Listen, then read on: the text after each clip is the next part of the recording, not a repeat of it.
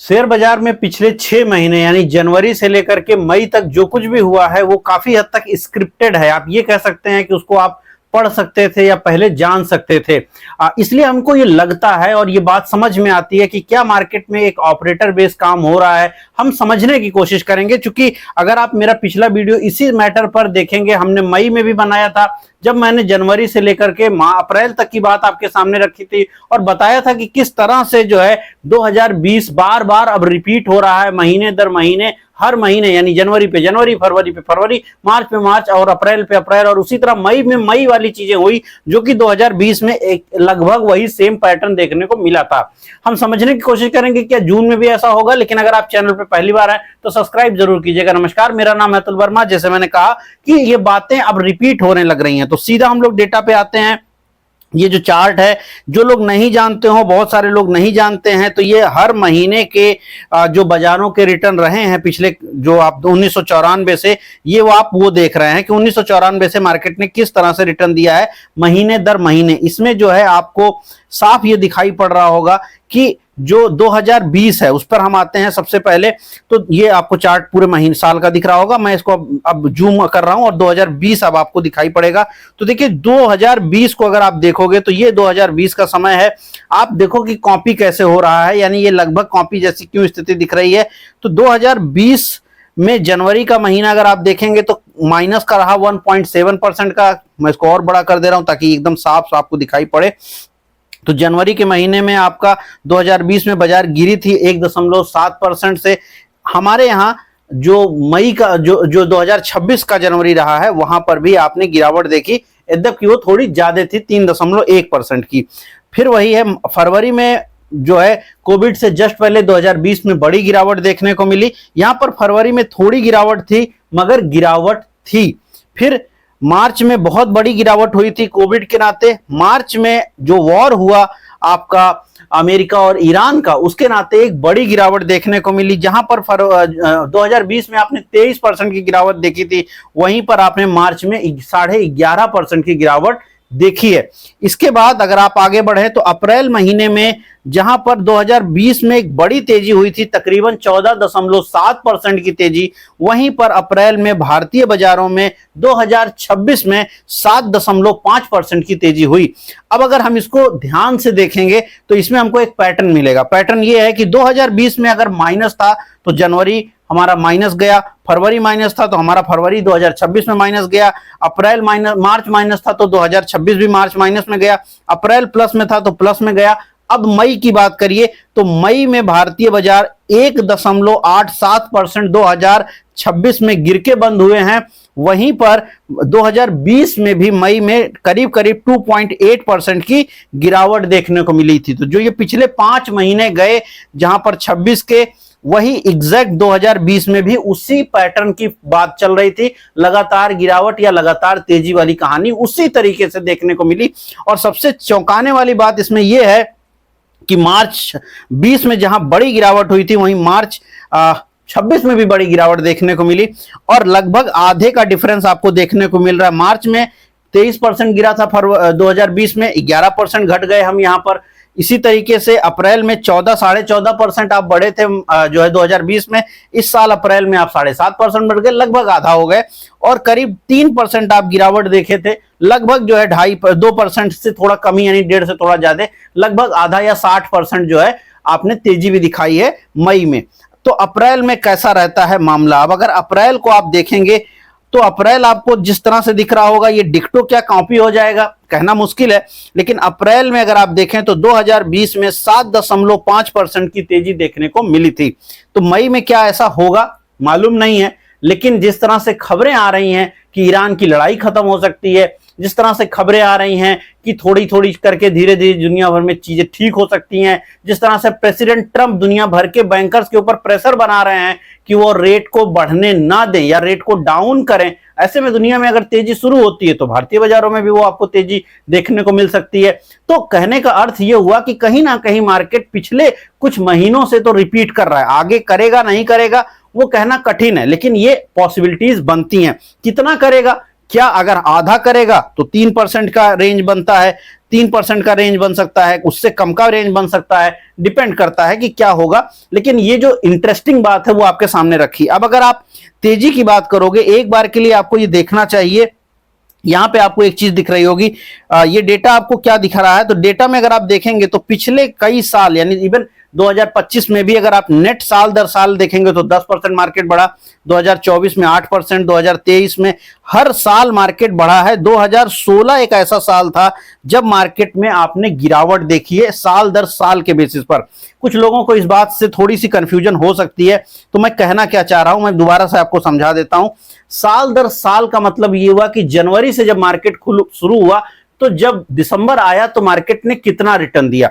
आप में से कई लोगों के दिमाग में होगा कि यार मई में 2025 में तो बाजारों में गिरावट रही, लेकिन 2025 में जहां हम ओपन किए वहां पे गिरावट जरूर, लेकिन धीरे धीरे करके हमने तेजी दिखाई। तो 2025 में भी इंडियन स्टॉक मार्केट तकरीबन 10% बढ़ा जनवरी से लेकर दिसंबर में, लेकिन नेट स्थिति यह है कि हम बहुत ऊपर नहीं जा पाए। सेम कहानी अगर 2024 की बात करिए, आपने सितंबर 24 में आपने हाई बनाया था 2024 में सितंबर महीने में, लेकिन 24 सितंबर के बाद आपने गिरावट देखी। लेकिन उसके पहले का अगर आप समय देखेंगे तो 2024 के सितंबर से पहले के बाजारों में देखिए तो आपने तेजी देखी है, इवन जून में 6%, जुलाई में 6%, अगस्त में तेजी, और उसके बाद आपने गिरावट देखी अक्टूबर में 6%। तो नेट स्थिति ये आई थी कि 8% तेजी थी। कहने का मतलब ये है कि सितंबर 24 से भले ही बाजार चले ना हो, लेकिन साल दर साल 2025 में भी तेजी दिखाई पड़ती है और 2024 में भी तेजी दिखाई पड़ती है। डेटा को दोबारा देखिए यहां पर, और सिर्फ इतना ही नहीं है, यहां पर अगर आप देखेंगे तो लगातार पिछले काफी सालों से ये स्थिति रही है। ये जो रेड देख रहे हैं, जो साल दर साल के हिसाब से रेड है, ये कब हुआ था? ये हुआ था 2016 में। तो 2016 से लेकर के अगर हम पिछला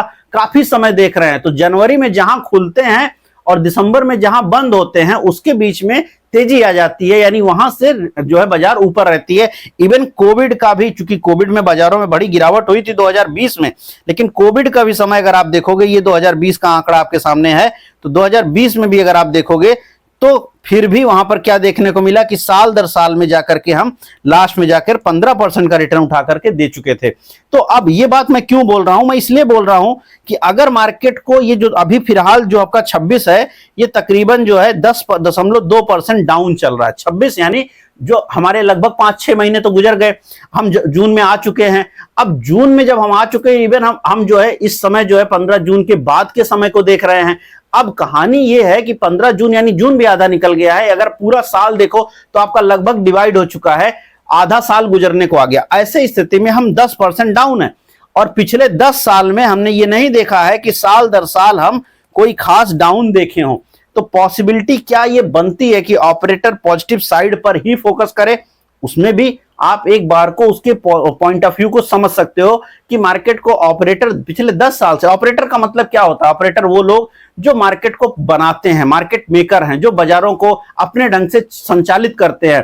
तो उन लोगों के मन में तो ये बात हो सकती है कि 2016 से हमने बाजार को मंदी में बंद नहीं होने दिया, तो क्यों ना हम यहां पर मार्केट को और तेजी करके दिखाने की कोशिश करें। तो पॉसिबल है, संभावनाएं हैं, बिल्कुल बन सकती हैं कि आने वाले कुछ महीने आपके पॉजिटिव रह सकते हैं। यहां पर एक मुद्दा जरूर रहेगा कि मानसून की जो नंबर्स आ रहे हैं, मानसून लगातार ये कहा जा रहा है कि मानसून खराब रहेगा। अब अगर मानसून खराब रहेगा तो इसका असर ये हो सकता है कि जून में वो बात ना बने जो हम उम्मीद कर रहे हैं, या जुलाई में वो बात ना बने जो उम्मीद कर रहे हैं। तो मार्केट जाहिर सी बात है बहुत सारी संभावनाओं पे चलता है, लेकिन अगर ये संभावनाएं बदलती हैं तो निश्चित रूप से आपको इनमें काफी चीजें देखने को मिल सकती हैं। अब जैसे मैंने कहा, तो देखिए पहली चीज है कि हम एक पैटर्न तो फॉलो कर रहे हैं, जो हमारा 2020 का पैटर्न है, लगभग वही पैटर्न हम 2026 में अब तक कम से कम जून 15 तक तो हमने फॉलो कर ही लिया है।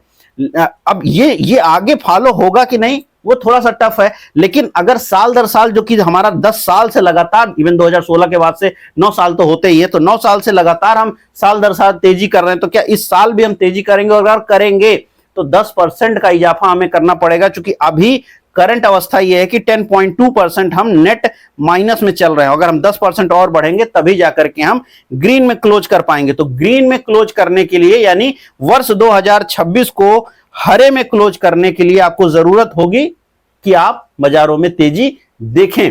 ऐसे में ये पॉसिबिलिटी तो बनती है, वॉर को लेकर के सिचुएशन थोड़ी सुधर रही है, साथ में अगर आप देखेंगे तो निश्चित रूप से महंगाई को लेकर प्रॉब्लम रह सकती है, वो इसलिए क्योंकि मानसून को लेकर के प्रॉब्लम रह सकती है, और दुनिया भर में जो ग्लोबल अशांति है उसका एक असर रहेगा।